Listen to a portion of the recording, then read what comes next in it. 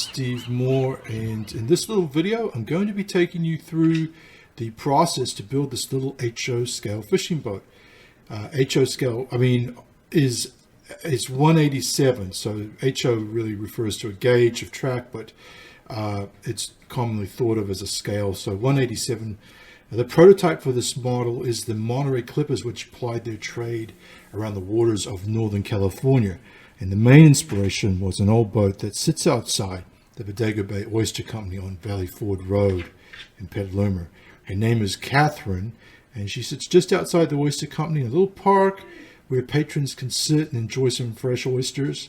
I also use various boats around California coast to gather reference, so our boat is a bit of a freelance job.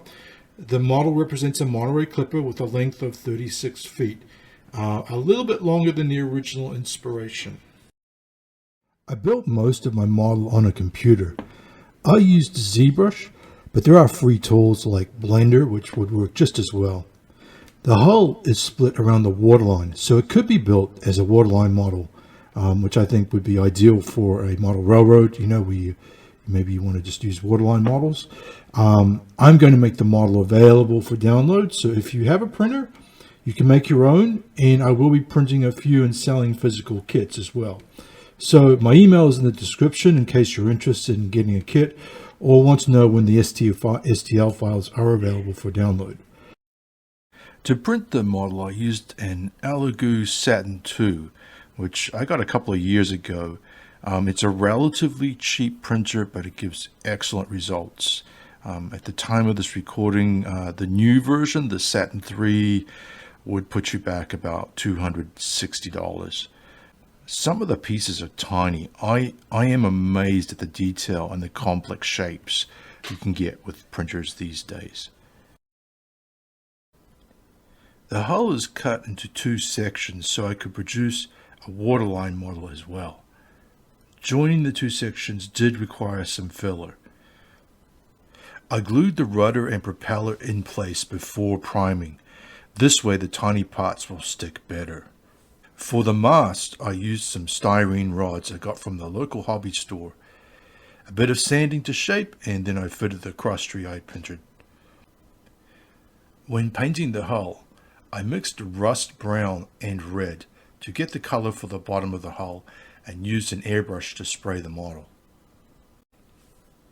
For the details like the trim color, I hand painted them, as I find it's way easier than masking, and I find hand painting with a brush is a very zen and peaceful endeavor. I colored the rear cabin windows with a fine black pen. This makes getting those sharp edges much easier. I wanted to give the little boat a weathered look, like she's been at sea a while and is in desperate need of a paint job. For this I used some of Tamiya's brown panel line accent to simulate rust stains. I also made a black wash, which I dipped some of the parts like the gurdies into to enhance the details and to make them look grimy.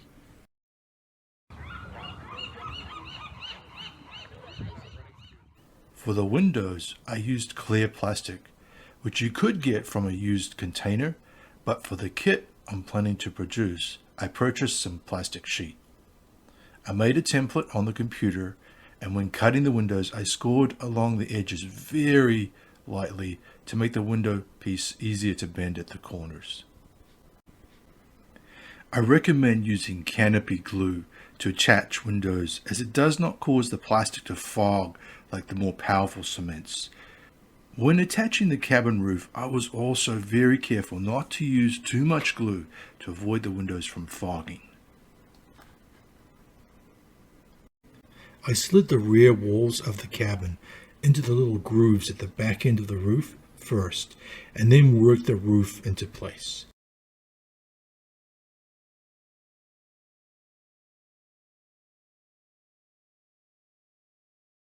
Here I'm attaching the tiny hinges for the outrigger masts.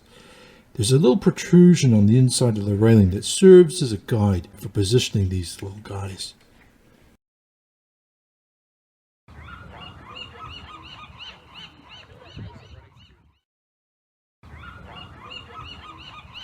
Tweezers are a must for attaching the tiny gritties. The gritties are the pulley system for the net lines.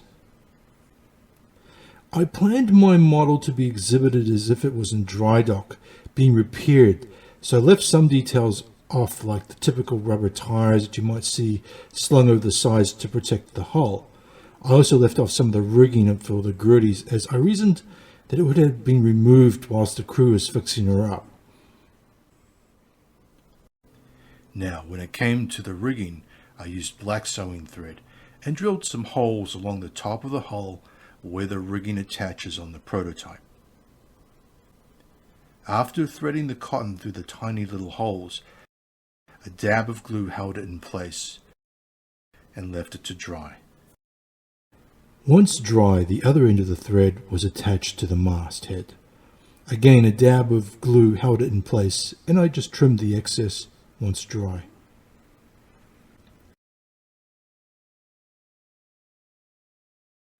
To finish the whole thing, I made a little bit of terrain out of foam, paper mache, and some ground cover from Woodland Scenics.